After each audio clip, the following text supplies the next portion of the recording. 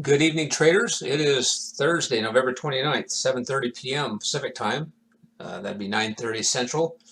And I'm continuing on this, watching the market. As I was saying at the end of my last video, I believe that this was the end of this first trend on the longer time frame. Here's my 4-hour, my 1-hour little detail. And of course, here was what it did last night. Remember, we talked about how it tends to, when it's done with a hard run, it tends to do a complex counter trend overnight and just continue to wander. And that's what it did. It came up here. This is where I took that trade right up here and then got stopped out by 5 points because it appeared to be the top of the trend and I wasn't paying attention to my longer term. So I've got a 1, 2, 3, 4, 5.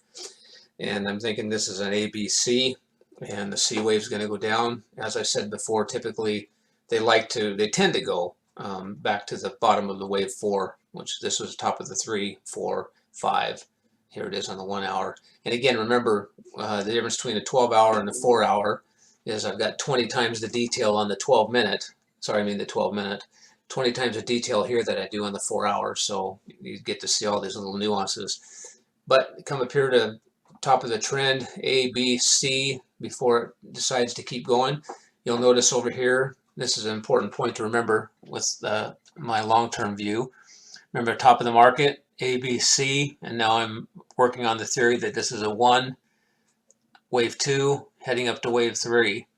I know that this ABC, per Elliott Wave rules, is over because the market went above and beyond the point B, the wave B. So let's go back to here. We can see the wave B better on the 6-hour.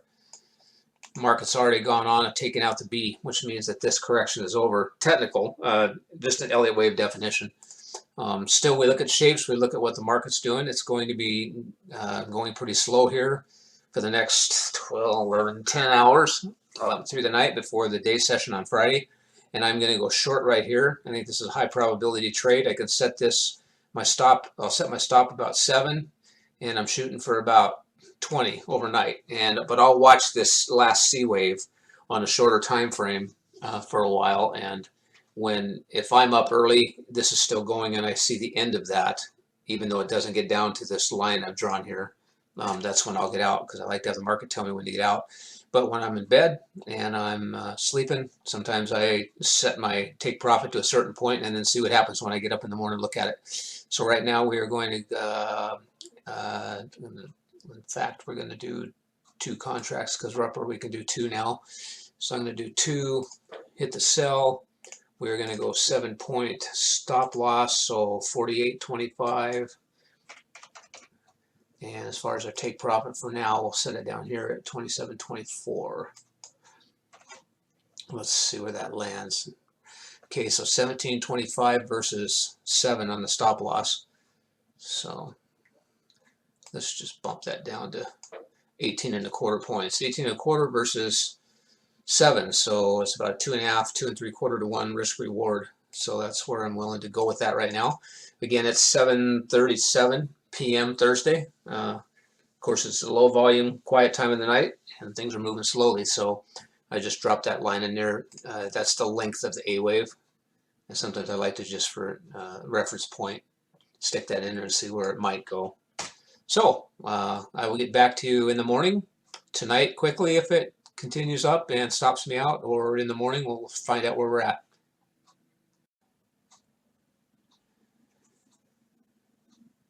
Good morning, S&P traders.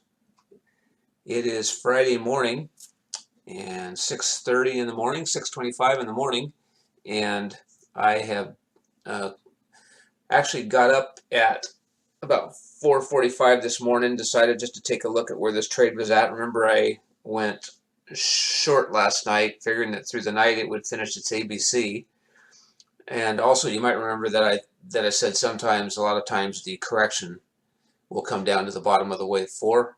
And of course, as strong as this market is, it didn't. And I also said I would check it out, and if it looked like it was the end of the C wave, I would get out. So I got up 4:45, looked at this, saw this one impulsive wave starting up.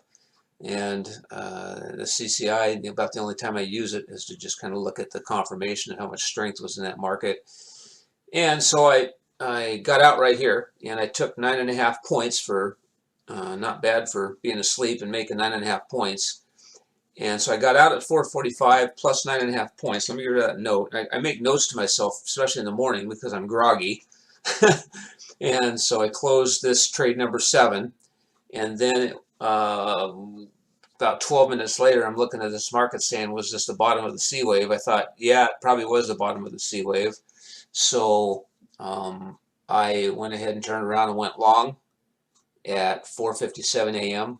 Started my 8th trade, probably the last one for the week, obviously, since it's Friday. And sat and kind of waited for confirmation. Watched it go through this stuff. Wondered if this was going to go back down, and this was a 1, 2, 3, 4, 5.